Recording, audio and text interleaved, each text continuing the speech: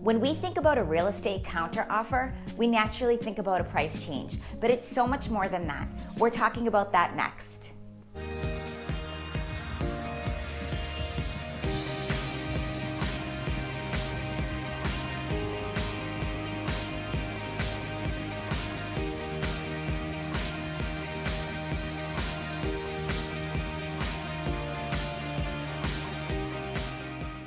Hi everybody, my name is Marianne Knowles. I'm with the Jameson team of Likely Real Estate.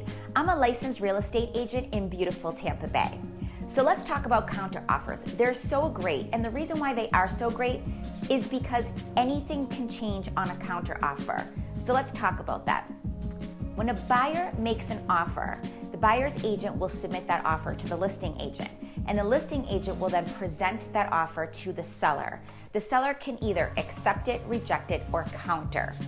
If it's countered, they're going to bring back something different than what the original offer said.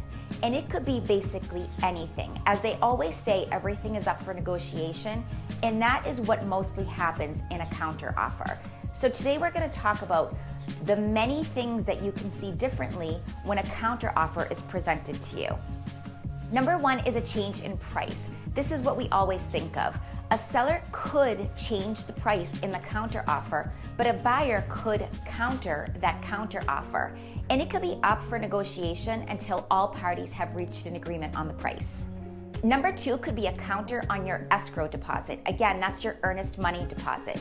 A seller can simply just ask for more money just to see that you're willing to put your best foot forward by putting more money down. You can also see a change on the closing date. Perhaps you put an offer in that asked for 30 days from the effective date to close.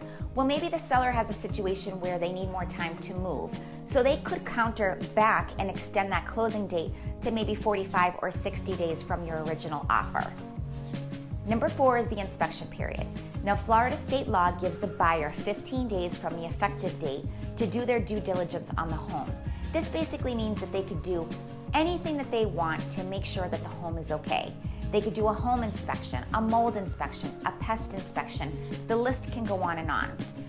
But during this inspection period, they can also back out of the deal and get their escrow deposit back if need be.